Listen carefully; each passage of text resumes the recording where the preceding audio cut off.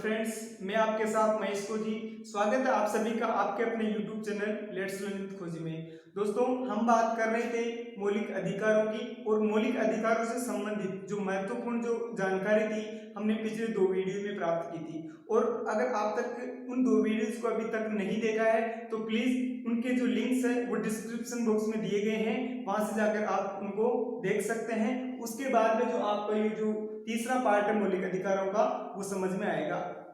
दोस्तों, हम बात कर रहे थे मौलिक अधिकारों की। हमने 3 मौलिक अधिकारों की बात हमने पिछली वीडियोस में की थी। आज हम बात करेंगे आगे के मौलिक अधिकारों की। तो दोस्तों, चौथा मौलिक अधिकार है धार्मिक स्वतंत्रता का अधिकार, जिसका जो उल्लेख है संविधान के अनुच्छेद 25 से 28 में किया गया है।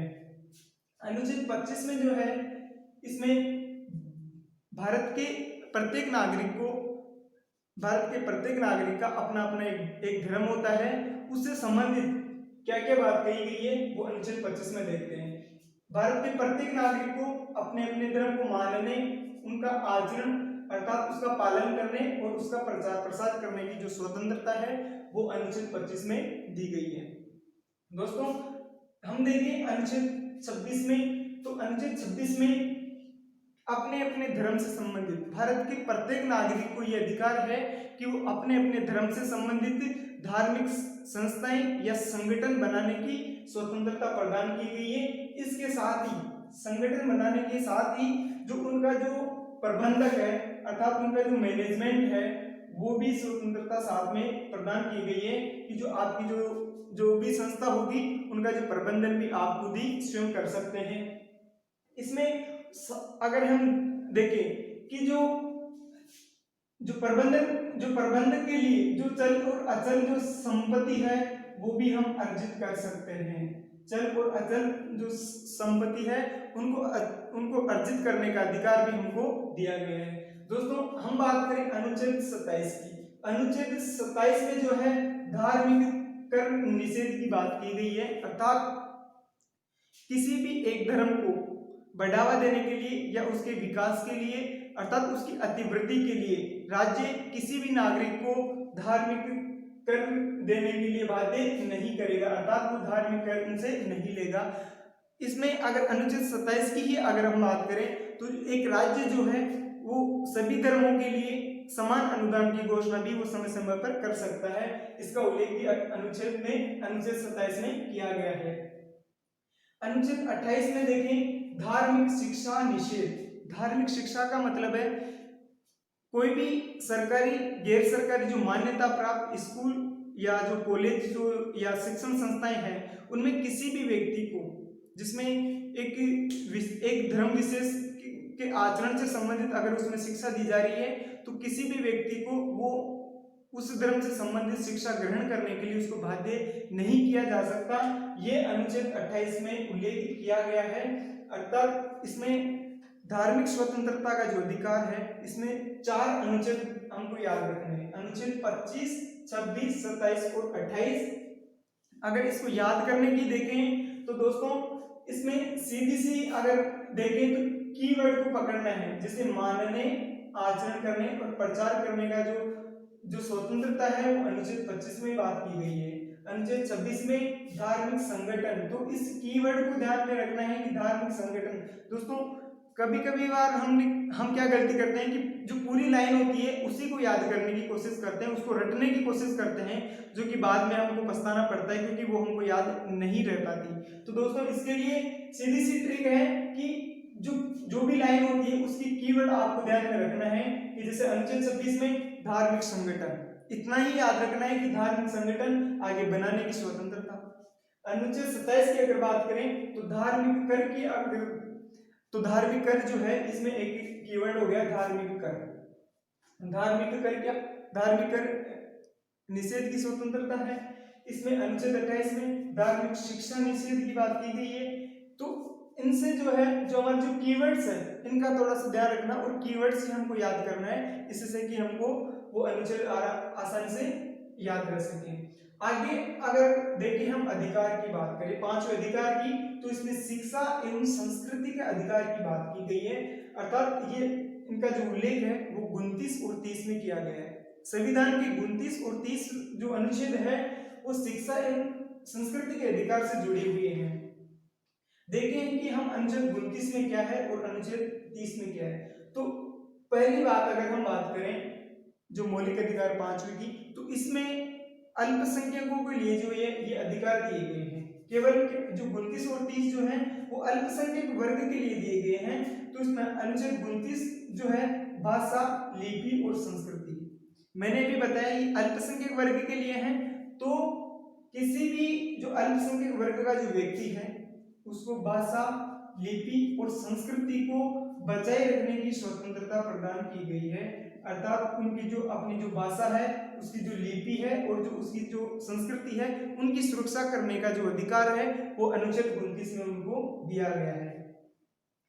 अगर बात करें अल्पसंख्यक वर्ग की, तो जो अल्पसंख्यक वर्ग है उनको किसी भी शिक्षण संस्थान में उसकी भाषा और उसकी संस्कृति के आधार पर उनको प्रवेश से वर्जित नहीं किया जा सकता, उनको प्रवेश से नहीं रोका जा सकता।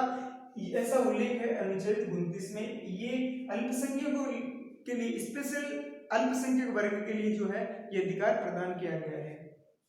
अगर इसमें देखें अनुच्छेद 29 में जो अल्पसंख्यक वर्ग के लिए है, लेकिन इसमें सुप्रीम कोर्ट ने अपने एक निर्णय में कहा है कि ये जो अधिकार है, ये जो 29वां जो अनुच्छेद में जो अधिकार दिए गए अल्पसंख्यक वर्ग को, ये अल्पसंख्यक वर्ग के साथ साथ ये बहुसंख्यक वर्ग को भी अधिकार प्रदान किए गए हैं। ऐसा भी उल्लेख किया गया है अनुच्छेद 29 में। अब बात करें अनुच्छेद 30 की, तो इसमें अल्पसंख्यक वर्ग को अपनी रुचि के अनुसार शिक्षण संस्थान खोलने की स्वतंत्रता प्रदान की गई है। शिक्षण संस्थान खोलने की स्वतंत्रता, साथ ही उनके जो प्रबंधन की स्वतंत्रता, जो इनके जो प्रबंधन अर्थात जो मैनेजमेंट है इनका, उनकी जो स्वतंत्रता है वो भी अल्पसंख्यक वर्ग को ही दी गई है। जो मदरसे स्थापित किए जाते हैं वो भी अनुच्छेद 30 के अंतर्गत ही स्थापित किए जाते हैं। और जो मदरसे हैं उनको उनकी जो उनसे संबंधित मदरसों से संबंधित जो भी योजनाएं हैं और अनुदान ये सरकार के द्वारा किए जाते हैं। अर्थात जो मदरसों से संबंधित जो भी योजनाएं हैं और जो उनके लिए जो अनुदान की जो घोषणा करती है वो सरकार कर सकती है, लेकिन इनके जो प्रबंधन की जो स्वतंत्रता है वो अल्पसंख्यक वर्ग को ही प्रदान की गई है। अर्थात अनुच्छेद 30 अल्पसंख्यक वर्गों के शिक्षण संस्थान और उनके प्रबंधन से संबंधित है।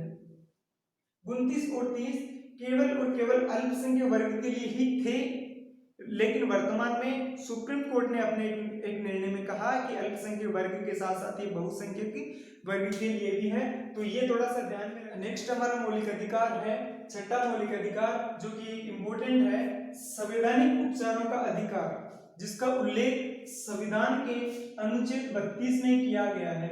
अनुच्छेद 32 अगर सबसे महत्वपूर्ण अगर अनुच्छेद की अगर बात करें तो अनुच्छेद 32 जो है सबसे महत्वपूर्ण अनुच्छेद है। सबसे इंपोर्टेंट अनुच्छेद कौन सा है? अनुच्छेद 32। अनुच्छेद 32 को भीमराव अंबेडकर जी ने संविधान की आत्मा भी कहा है। अगर क्वेश्चन आ जाए कि संविधान की आत्मा भीमराव अंबेडकर जी ने किसको कहा है, तो अनुच्छेद 32 को जो है भीमराव अंबेडकर जी ने संविधान की आत्मा बताया है। ये क्वेश्चन आ जाए कि अनुच्छेद 32 को संविधान की आत्मा किसने कहा, तो भीमराव अंबेडकर जी ने अनुच्छेद 32 को संविधान की आत्मा बताया है। अगर हम बात करें अनुच्छेद 32 की, तो अनुच्छेद 32 में 32(1) और 32(2) का उल्लेख है। तो अनुच्छेद 32(1) में क्या है, इसमें अगर हमारे जो उपयुक्त जो मौलिक अधिकार जो हमने अभी बात की थी, जो 5 मौलिक अधिकारों की, अगर इन 5 मौलिक अधिकारों का अगर हनन होता है या उल्लंघन होता है तो सुप्रीम कोर्ट को यह अधिकार है कि इनके संबंध में वो 5 प्रकार की रीट जारी कर सकता है। तो अनुच्छेद 32 में सुप्रीम कोर्ट 5 प्रकार की रीट जारी कर सकता है। तो एक चीज इंपॉर्टेंट है इसमें कि सुप्रीम कोर्ट जो है वो कितनी प्रकार की रीट जारी कर सकता है, तो 5 प्रकार की रीट जारी कर सकता है। क्यों करता है, किसके संबंध में करता है, तो मौलिक अधिकारों के जो हमारे जो मौलिक अधिकार है उनका हनन होता है या उनका उल्लंघन होता है, तो सुप्रीम कोर्ट को यह अधिकार है कि वो 5 प्रकार की रीट जारी कर सकता है। अनुच्छेद 32(2) में ये 5 प्रकार की जो रीट है इनके बारे में बताया गया है, इनके जो लैटिन नाम है वो बताए गए हैं और इनके जो है इनका अर्थ क्या है वो बताया गया है। तो दोस्तों अनुच्छेद 32(2) में जो 5 प्रकार की रीट है उनके नाम दिए गए हैं: बंदी प्रत्यक्षीकरण, परमादेश, प्रतिषेध, उत्प्रेषण और अधिकार परीक्षा। ये जो 5 प्रकार की रीट है ये इंपॉर्टेंट है। इनमें से क्वेश्चन पूछा जा सकता है, ज्यादातर इनमें से मिलान के क्वेश्चन पूछे जाते हैं। जैसे बंदी प्रत्यक्षीकरण का लैटिन नाम क्या है? Habeas corpus. परमादेश का क्या है? मैंडेमस। प्रतिषेध का प्रोहिबिशन, उत्प्रेषण का सर्सियोरी और अधिकार परीक्षा का को वारंटो। ये जो है इनके लैटिन नाम है और ये इनका अर्थ है। ये जो अलग अलग जो दिए गए हैं आपको ये मतलब अजीब से लग रहे होंगे ये शब्द, क्योंकि जब संविधान का निर्माण हुआ था तो संविधान के निर्माण की जो उसमें संविधान सभा में जो सदस्य थे वो ज्यादातर वकील लोग थे, अधिवक्ता थे उनमें। तो उन्होंने क्या है कि अपनी भाषा का यूज किया है, तो इसलिए ये थोड़े से ऐसे आपको अजीब से लग रहे हैं कि ये बंदी प्रत्यक्षीकरण, परमादेश, प्रतिषेध, क्योंकि ये वकालत में काम आने वाले शब्द है दोस्तों, जिनका उपयोग यहाँ पर संविधान में भी किया गया है। बंदी प्रत्यक्षीकरण है हेवियस कार्पस, इसका लैटिन नाम क्या हो गया? हेवियस कार्पस, और इसका अर्थ है सशरीर प्रस्तुत किया जाए। अगर बात करें बंदी प्रत्यक्षीकरण की तो इसमें ये रीट जारी करता सुप्रीम कोर्ट। बंदी प्रत्यक्षीकरण की बात करें कि जो रीट है ये एक प्रकार की रीट है जो सुप्रीम कोर्ट जारी करता है। क्यों करता है? जब किसी व्यक्ति को गैर कानूनी तरीके से अगर कोई बंदी बना लेता है तो उसके संबंध में सुप्रीम कोर्ट ये निर्णय देता है, ये आदेश देता है कि उस व्यक्ति को 24 घंटे के भीतर सशरीर प्रस्तुत किया जाए, अर्थात उस व्यक्ति को मजिस्ट्रेट के सामने, जो न्यायालय है, जो न्यायालय में मजिस्ट्रेट के सामने प्रस्तुत किया जाए 24 घंटे के भीतर। तो अर्थात बंदी का मतलब है कि जिस व्यक्ति को बंदी बनाया गया है उस व्यक्ति को 24 घंटे के अंदर सशरीर प्रस्तुत किया जाए, अर्थात न्यायालय के सामने पेश किया जाए, ऐसा उल्लेख किया गया है बंदी प्रत्यक्षीकरण में। परमादेश में से एक आपको लेना है कि आदेश वर्ड से याद रखना आपको, और इसका जो लैटिन नाम है वो है मैंडेमस। हम आदेश देते हैं।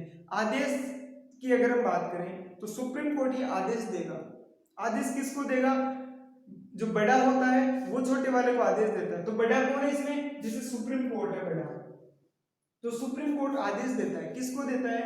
तो ये हाई कोर्ट को, या जो सार्वजनिक व्यक्ति है, जो निगम है, जो उपक्रम है, उनको ये आदेश देता है।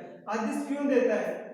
जब उनके कर्तव्यों का पालन नहीं करते हैं ढंग से, उनके जो कर्तव्य जो उनको दिए गए हैं उनका निर्वहन वो सही ढंग से नहीं कर रहे होते हैं, तो ये सुप्रीम कोर्ट ये रीट जारी करता है और उनके कर्तव्यों के बारे में उनको बतलाता है कि आपके कर्तव्य क्या है। तो परमादेश का मतलब हो गया कि इसका लैटिन नाम मैंडेमस, और हम आदेश देते हैं। सुप्रीम कोर्ट जो है वो अपने जो नीचे के जो जैसे हाई कोर्ट है, अधिक जो उपक्रम है, निगम है, जो सार्वजनिक व्यक्ति है, उनके विरुद्ध जारी करता है और उनको कर्तव्य पालन के लिए उनको बतलाता है। अगर इसमें देखें कि ये सुप्रीम कोर्ट किन किन के विरुद्ध जारी करता है तो सार्वजनिक व्यक्ति हो गए, इसमें उपक्रम आ गए, निगम आ गए, हाई कोर्ट आ गया। किन किन के विरुद्ध जारी नहीं करता है तो इसमें से बचे कौन? निजी व्यक्ति बच गए, निजी उपक्रम, राष्ट्रपति, राज्यपाल और जो सुप्रीम कोर्ट के जो न्यायाधीश है उनके विरुद्ध ये रीट जारी नहीं की जा सकती। तो थोड़ा ये ध्यान रखना कि किन के विरुद्ध जारी की जाती है और किन के विरुद्ध जारी नहीं की जाती है। अब बात करें प्रतिषेध की, तो प्रतिषेध का जो लैटिन नाम है वो है प्रोहिबिशन। याद रखने का तरीका है प्रतिषेध का प्रोहिबिशन, इसका अर्थ होता है रोकना। रोकेंगे किसको? वही बात कि बड़े वाला छोटे वाले को रोकेगा। तो बड़ा कौन है? Supreme court. Supreme court high court के विरुद्ध ये रीट जारी करता है। क्यों करता है? कि जब हाई कोर्ट में किसी भी प्रकार का कोई मामला चल रहा होता है, जिसकी सुनवाई चल रही होती है, उस समय उस सुनवाई को रुकवा कर वो हाई कोर्ट से डायरेक्ट अपने पास, अर्थात सुप्रीम कोर्ट अपने पास उसको मंगवा सकता है और उस मामले की जो सुनवाई है वो सुप्रीम कोर्ट कर सकता है। तो ये जो प्रतिषेध है इसका मतलब क्या है? प्रोहिबिशन, इसका लैटिन नाम हो गया, इसका अर्थ है रोकना, अर्थात उस जो हाई कोर्ट में जो चल रही सुनवाई को रुकवा कर वो सुप्रीम कोर्ट उस मामले को अपने पास मंगवा सकता है। उत्प्रेषण का जो लैटिन नाम है वो है सर्चियोरी, इसका भी मतलब है कि रोकना। इसमें कहा गया है कि सुप्रीम कोर्ट हाई कोर्ट के विरुद्ध जारी करता है, लेकिन हाई कोर्ट में जो इसमें तो बात की गई थी प्रतिषेध में तो बात की गई थी कि जो मामला हाईकोर्ट में चल रहा है जिस मामले की सुनवाई जो है वो हाईकोर्ट में हो रही है उस मामले को मंगवाएगा। लेकिन सुप्रीम कोर्ट हाईकोर्ट के विरुद्ध ये जो उत्प्रेषण जो है, ये अगर उत्प्रेषण जो रीट है वो अगर जारी करता है तो उसमें ये कहा गया है कि जब किसी मामले की सुनवाई होना बाकी हो या उसकी सुनवाई हो चुकी हो तो उस मामले को सुप्रीम कोर्ट अपने पास मंगवा सकता है। और अगर हम देखें कि जो प्रतिषेध और जो उत्प्रेषण है इसमें एक अंतर है कि प्रतिषेध में जो है जो एक तो प्रतिषेध और उत्प्रेषण, प्रतिषेध में जो अधिकारी है जो सिविल सेवा जो अधिकारी है उनके विरुद्ध ये जारी नहीं की जा सकती। लेकिन उत्प्रेषण जो है 1991 के बाद में जो सिविल सेवा के जो अधिकारी हैं उनके विरुद्ध भी जारी की जाती है। तो ये भी थोड़ा ध्यान रखना है। बात करें 5वीं की तो अधिकार पर्चा, ये जो रीट है ये सुप्रीम कोर्ट द्वारा जारी की जाती है। किनके विरुद्ध जारी की जाती है? तो ये अगर कोई व्यक्ति जिसकी कोई योग्यता नहीं है और वो योग्यता नहीं होने के बाद भी अगर किसी पद को वो ग्रहण कर लेता है तो उसके विरुद्ध ये रीट जारी की जा सकती है, अधिकार पर्चा। अब इसमें है कि एक तो पद ग्रहण करेगा और एक पद ग्रहण करवाएगा, तो किसके विरुद्ध जारी की जाएगी? इसमें ध्यान रखना कि जो पद ग्रहण करता है केवल उसी के विरुद्ध जारी की जाएगी, ना कि जो पद ग्रहण करवाएगा उसके विरुद्ध जारी नहीं की जा सकती। तो ये भी थोड़ा इसमें ध्यान रखना। ये जो 5 प्रकार की जो रीट है वो सुप्रीम कोर्ट द्वारा जारी की जाती है। ये अनुच्छेद 32 में इसका उल्लेख किया गया है सुप्रीम कोर्ट का। 5 जो एस की जो बनावट सुप्रीम कोर्ट की थी, मतलब इसी प्रकार की है, तो इससे ये याद रखना क्योंकि अनुच्छेद 226 में, अनुच्छेद 226 का भी आपको थोड़ा सा ध्यान रखना है। इसमें हाईकोर्ट जो है वो 6 प्रकार की रीट जारी करता है। 5 प्रकार की रीट तो ये सेम, बंदी प्रत्यक्षीकरण, परमादेश, प्रतिषेध, उत्प्रेषण और अधिकार पर्चा। लेकिन जो अनुच्छेद 226 में हाईकोर्ट जारी करता है 6 प्रकार की रीट, जिनमें से 5 प्रकार की होगी और जो छठी रीट है वो है इंजेक्शन, अर्थात त्वरित सुनवाई। जो है जो छठी प्रकार की रीट है वो है इंजेक्शन अर्थात त्वरित सुनवाई। ये भी मौलिक अधिकारों के हनन होने पर ये रीट हाईकोर्ट द्वारा जारी की जाती है, जिसका उल्लेख अनुच्छेद 226 में। अगर हम बात करें कि जो मौलिक अधिकार थे उनकी हमने देखा था कि मौलिक अधिकारों का जो उल्लेख है अनुच्छेद 32 से 35 में किया गया है। हमने 12 से 32 के जो अनुच्छेद हैं उनकी बात की, लेकिन हम देखते हैं कि अनुच्छेद 33, 34 और 35 में क्या है और किसका उल्लेख किया गया है। तो दोस्तों इसमें अनुच्छेद 33 में सेना, अर्धसैनिक बल और पुलिस को जो मौलिक अधिकार दिए जाते हैं उनको छीना जा सकता है और उनको विशेष अधिकार भी दिए जा सकते हैं। अर्थात इसमें सेना, अर्धसैनिक बल और जो पुलिस को जो मौलिक अधिकार हैं वो छीने भी जा सकते हैं और उनको कुछ विशेष अधिकार भी दिए जा सकते हैं। अनुच्छेद 34 की अगर हम बात करें तो इसमें मार्शल लॉ अर्थात सैन्य कानून की बात कही गई है, जो संसद के द्वारा बनाए जाते हैं। अर्थात इसमें मार्शल लॉ सैन्य कानून का उल्लेख अनुच्छेद 34 में किया गया है। अनुच्छेद 35 की अगर हम बात करें तो ये मौलिक अधिकारों में कमी या वृद्धि जो है वो संसद के द्वारा की जा सकती है।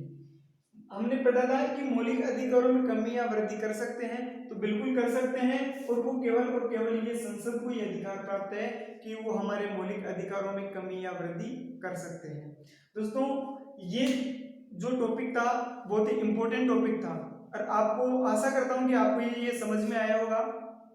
ये हर एग्जाम्स में, चाहे वो रीट हो, पटवार हो, आरएस हो, बड़े बड़े एग्जाम्स जो होते हैं उसमें भी इनमें से 1 या 2 क्वेश्चन पूछे जाते हैं और लोग बहुत सो हैं जो इनमें कंफ्यूजन बना रहता है। दोस्तों आशा करता हूँ यह वीडियो आपको पसंद आया होगा, तो इसको ज़्यादा से ज़्यादा लाइक कीजिए, अपने दोस्तों के पास शेयर कीजिए और अब तक अगर चैनल को सब्सक्राइब नहीं किया है तो प्लीज़ चैनल को सब्सक्राइब कीजिए, साथ ही बेल आइकन को प्रेस कीजिए ताकि आने वाले जो नोटिफिकेशन है, आने वाले जो वीडियोस की जो नोटिफिकेशन है आप तक पहुंच सके। Thank you.